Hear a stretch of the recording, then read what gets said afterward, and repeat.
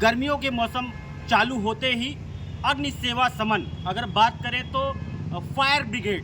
Brigade ने जो गर्मियों के समय आगजनी ज़्यादा निकल के बाहर आती है उसको लेकर के क्या क्या तैयारी की गई है, उनके जो संबंधित अधिकारी हैं, अगर बात करें तो फायर के जो अधीक्षक हैं सुनील कुमार सिंह ने जानकारी देते हुए बताया आईबीसी को कि हमारी पूरी टीमें तैनात हैं और हम लोग मॉक ड्रिल भी करने जा रहे हैं और ये लेकर के 1 से लेकर के 15 तक हमारा एक अभियान भी चलेगा और कंटिन्यू ये अभियान फायर ब्रिगेड की तरफ से चलता रहता है। जिस तरीके से गर्मियों में खासकर फसलों को लेकर के और उन्होंने घर के जो आगजनी होती हैं सिलेंडर में लेकर के और ऐसे कुछ उनके पास जो अपने हथियार है जो अपनी सुरक्षा अग्नि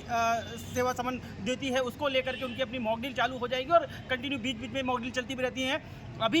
जिस तरीके का सर्दियों का मौसम समाप्त हुआ और गर्मियों का मौसम आते ही फायर ब्रिगेड एक्शन मोड में नजर आ रहा है। सुनील कुमार अधीक्षक जो है फायर ब्रिगेड के, उन्होंने जानकारी दी कि जिस तरीके से ये गेहूं की फसलें होती हैं और खासकर जो हाई वोल्टेज वायर जाते हैं उस संबंधित विभागों को भी हमने जो है बात करी वहाँ पे कि जो वायर लूज होते हैं उनको टाइट कर दिए जाए और ऐसे और भी जो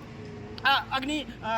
के जो है मामले आते हैं सामने उन पर भी उन विभागों से या कोई संबंधित सरकारी विभाग है तो उनसे लेकर बात की गई है और आने वाले समय में रायबरेली जिले की जो आगजनी की घटनाएं होती हैं हमारी पूरी कोशिश होगी कि हम मौके पर पहुंचे और तुरंत तत्काल और गांव को अवेयरनेस भी अवेयर करने के लिए अगर मान लीजिए जैसे 50 किलोमीटर एंड 40 किलोमीटर 35 किलोमीटर दूर है और वहाँ पे अग्नि सेवा समन की सुविधाएं पहुँचने में 20-25 मिनट लगेगा जिससे आग बड़ी भयानक हो जाती है, उसको लेकर के कैसे तुरंत रोका जाए उसको लेकर के भी जो है आने वाले समय में मॉक ड्रिल करेंगे और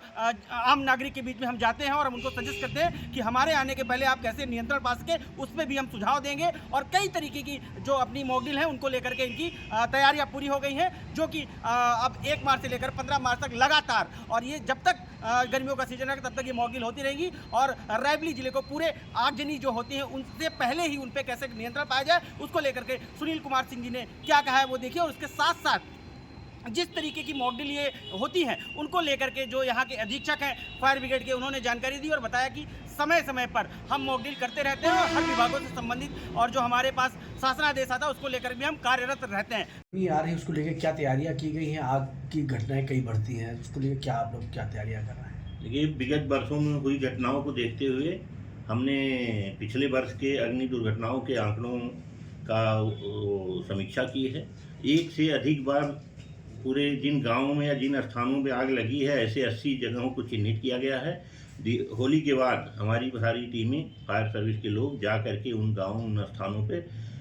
लोगों को प्रशिक्षित करेंगे, जागरूक करेंगे कि आग क्या सावधानी बरतें जिससे आग लगे ही न और लग जाए तो कैसे उसको बिना फैले तत्काल बिना जन और धन की हानि के बुझा लें। इसके बारे में मेरा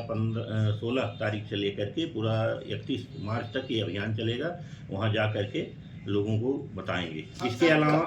इसके अलावा ग्रामीण क्षेत्र के विद्यालयों में भी जो है जा करके जहाँ काफ़ी संख्या में बच्चे रहते हैं उनको भी जागरूक करेंगे। घरेलू संसाधनों से कैसे आग बुझाई जाती है इसके भी बारे में विस्तार पूर्वक उन्हें प्रशिक्षण देंगे और मॉक ड्रिल कराएंगे। अधिकतर आग लगने का कारण क्या निकल के आता है? ज़्यादातर अग्नि दुर्घटनाएं शॉर्ट सर्किट के कारण घटित होती हैं, वो चाहे शहर क्षेत्र में है ग्रामीण क्षेत्रों में भी घटित होती हैं। उनके लिए भी हम लोगों ने एक तो लोगों को जागरूक किए हैं, शहरी क्षेत्रों में लोग MCV LCV का प्रयोग करें, कटआउट रखें और ग्रामीण क्षेत्रों में जो फसलों में शॉर्ट सर्किट कारण घटनाएं होती हैं विद्युत विभाग को पत्र लिखा गया है कि जो ढीले ढाले लूज वायर हैं उनको टाइट करा दिया जाए जिससे कि उनके शॉर्ट सर्किट के कारण उनके आपस में तेज़ हवा में